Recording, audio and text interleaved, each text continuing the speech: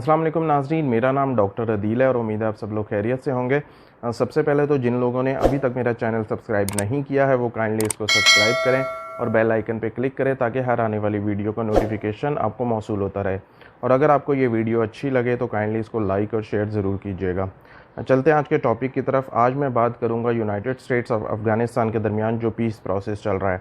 हम बात करेंगे कि ये जो पीस प्रोसेस चल रहा है ये अभी तक कहाँ तक पहुँचा है, इसमें क्या क्या डेवलपमेंट हुई है और इस पीस प्रोसेस में क्या क्या प्रॉब्लम्स आ रही हैं और क्या क्या प्रॉब्लम्स आगे आने वाली है। हम उसको डिस्कस करेंगे। साथ ही हम ये भी डिस्कस करेंगे कि यूनाइटेड स्टेट्स का क्या पॉइंट ऑफ व्यू है, अफ़गानिस्तान का क्या पॉइंट ऑफ व्यू है और तालिबान का क्या पॉइंट ऑफ व्यू है, वो लोग क्या चाहते हैं। पहले बात करते हैं कि यूएस क्या चाहता है। यूएस चाहता है कि हम जल्द अज जल्द जो अमेरिकन फ़ौज है उसको अफ़गानिस्तान से निकाल लें। ये उनकी एक बहुत बड़ी कामयाबी होगी। देखें, डोनाल्ड ट्रंप को मालूम है कि 4 माह बाद अमेरिका में प्रेसिडेंशियल इलेक्शन आने वाले हैं और अगर वो इस पीस प्रोसेस में कोई ब्रेक थ्रू ले आते हैं और इसको कामयाब कर लेते हैं तो ये उनको सदारती इंतखाबात के जीतने में बहुत मददगार साबित होगा और उनकी फ़ॉरेन पॉलिसी में एक बड़ी कामयाबी होगी। वो एटलीस्ट ये कह सकेंगे कि देखें, मैंने ये काम कर दिखाया जो कोई नहीं कर सका।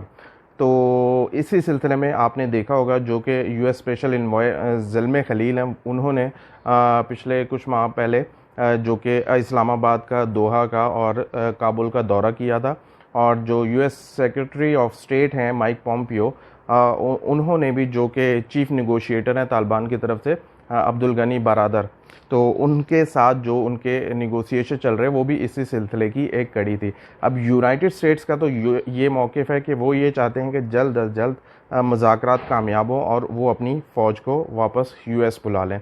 उनकी बहुत बड़ी कामयाबी होगी। अब चलते हैं, ये देखते हैं कि एक्चुअली यहाँ पे प्रॉब्लम्स क्या क्या आ रहे हैं। देखें, सबसे बड़ी प्रॉब्लम तो है प्रिजनर्स को रिलीज़ करने की। जो दोहा एग्रीमेंट हुआ था जो तालिबान और यूएस के दरमियान, उसमें ये बात की गई थी कि 6000 जो प्रिजनर्स हैं उनको, जो तालिबान प्रिजनर्स हैं, यूएस उनको रिलीज़ कर देगा। जिनमें से 5000 जो प्रिजनर हैं, जिनमें से 4400 ऑलरेडी रिलीज़ कर दिए गए हैं और बाकी जो 660 प्रिजनर्स हैं उनको अभी रिलीज़ होना बाकी है। अब उनके रिलीज़ करने तक तालिबान ने कैटेगोरिकली ये बात कह दी है कि वो मुज़ाकरात कोई उनको कंटिन्यू नहीं करेंगे और सबसे पहले उनको रिलीज़ किया जाए। जबकि यूनाइटेड स्टेट्स बज़िद है, वो चाहते हैं कि मीनवाइल इन ड्यू कोर्स ये भी रिलीज़ हो जाएंगे, मुज़ाकरात तो आगे चलाए जाएँ। और जो कि अफ़गान गवर्नमेंट है, जो प्रेसिडेंट है अशरफ गनी, वो ये कह रहे हैं कि ये जो 540 प्रिजनर्स हैं, 660 प्रिजनर्स हैं, ये काफ़ी संगीन नौइयत के जराइम में मुलव्विस हैं, तो इनको रिलीज़ करना काफ़ी ख़तरनाक होगा। ये काफ़ी ख़तरनाक मिलिटेंट्स हैं, तो बेहतर ये है कि पहले हम मुज़ाकरात शुरू करें, उनके बारे में बाद में बात की जाएगी। जबकि तालिबान बज़िद हैं कि उससे पहले कोई बात नहीं हो सकती। एक तो ये एक बड़ी हर्डल है पीस प्रोसेस में निगोशिएशन के स्टार्ट होने में। सेकंड जो एक हर्डल है वो ये है कि जो अफ़गानिस्तान में किसी भी किस्म की मिलिटेंसी के हक़ में नहीं है। दोनों पार्टीज़ की तरफ से किसी भी किस्म की कोई दहशतगर्दी की कार्रवाई जो होगी वो इस पीस प्रोसेस को उसको पीछे की तरफ ले जाएगी। और माइक पॉम्पियो की तरफ से उन्होंने ये बात, जो कि उनके चीफ निगोशिएटर हैं, उनसे ये बात की थी कि, और उन्होंने ये बात ट्विटर पे भी ट्वीट की थी कि उन्होंने कैटेगोरिकली तालिबान को ये बात कर दी है कि कन्वे कर दी है कि यूएस कॉर्प्स हैं उन पे किसी किस्म का कोई अटैक तालिबान की तरफ से हम लोग बर्दाश्त नहीं करेंगे।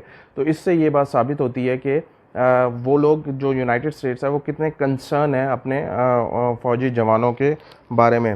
जो तीसरी बड़ी हर्डल है वो वेन्यू की है। बहुत से तालिबान का भी और जो अफ़गान गवर्नमेंट का भी ये ख्याल है कि जो वेन्यू, तालिबान चाहते हैं कि वेन्यू उनकी पसंद का हो, अफ़गान गवर्नमेंट ये चाहती है कि डिफरेंट वेन्यू हो।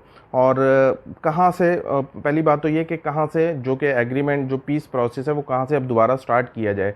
तो मोस्ट प्रोबेबली ये दोहा से ही स्टार्ट होगा और उनके ख्याल में अशरफ गनी ये चाहते हैं कि डिफरेंट वेन्यू हो, जैसे सेकंड ओस्लो आप कंसीडर कर लें, Germany, Uzbekistan, something like this. फिर एक बड़ी हर्डल है मीडिएटर की, कि इन दोनों के जो कि पीस प्रोसेस होगा उसमें मीडिएटर का रोल कौन प्ले करेगा। आया कि वो पाकिस्तान की तरफ से होगा या कौन होगा, वो भी एक बड़ी, जो कि दोनों के मामलात को बाहमी रजामंदी के साथ सॉल्व करवा सके। और एक और बड़ी जो हर्डल है वो सैंक्शंस को उठाने की है।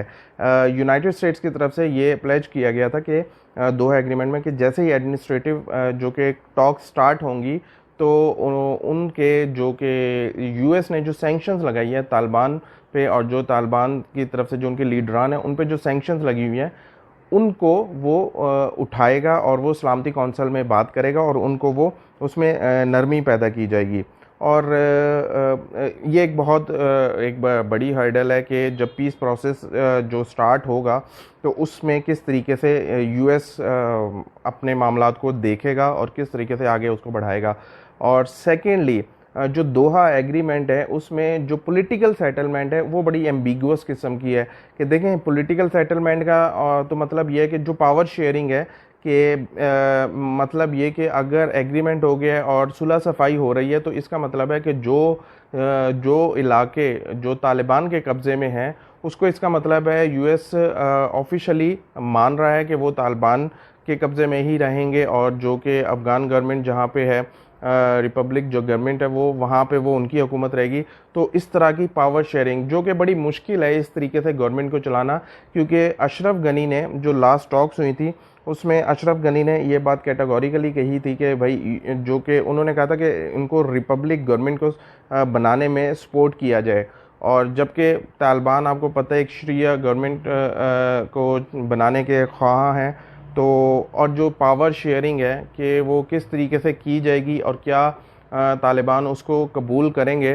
देखें, ये बहुत, ये जो जिस तरह के ये प्रॉब्लम्स हैं, तो ये बात ये शो करते हैं कि आया कि अगले आने वाले दिनों में क्या कोई इस तरह के ये जो मामलात हैं जो कि संगीन नौइयत के हैं, क्या ये सेटल हो पाएंगे। जितना आसान ये पीस प्रोसेस लग रहा है उतना आसान है नहीं। आज डॉन न्यूज़पेपर में मलीहा लोधी ने इस बारे में इसमें एक आर्टिकल भी लिखा है जो कि उन्होंने पीस प्रोसेस की बात की है, और उन्होंने भी इन तमाम मुद्दों को उठाया है कि आया कि किस तरीके से ये सेटलमेंट हो पाएगी। यूनाइटेड स्टेट्स के लिए बहुत मुश्किल है कि वो 4 माह के अंदर अंदर जनाब अपनी जो फोर्सेस हैं उनको निकाल लें और यहाँ पे एक प्रॉपर किस्म का अमन कायम हो जाए। और अमन कायम होगा तो वो उसके जो आफ्टर इफ़ेक्ट्स हैं वो किस तरह के होंगे, और पाकिस्तान के लिए वो कितने किस ख़तरनाक साबित होंगे, बेहतर साबित होंगे, वो आने वाले दिनों में ही पता लगेगा। लेकिन जो डोनाल्ड ट्रंप चाह रहे हैं वैसा होना बहुत मुश्किल है, और क्योंकि उसके लिए एक बहुत ही एक out of the way, out of the box जाके आपको एक एफ़र्ट करनी पड़ेगी ताकि ये प्रोसेस को कामयाब कर सकें आप, और इसमें जितने भी ये प्रॉब्लम्स का मैंने जिक्र किए हैं उनको सॉर्ट आउट किया जाए। देखते हैं आने वाले दिनों में क्या डेवलपमेंट होगी, मैं आपको अपडेट करता रहूँगा। अब तक के लिए इतना ही। This is doctor Adeel signing out. अल्लाह हाफ़िज़।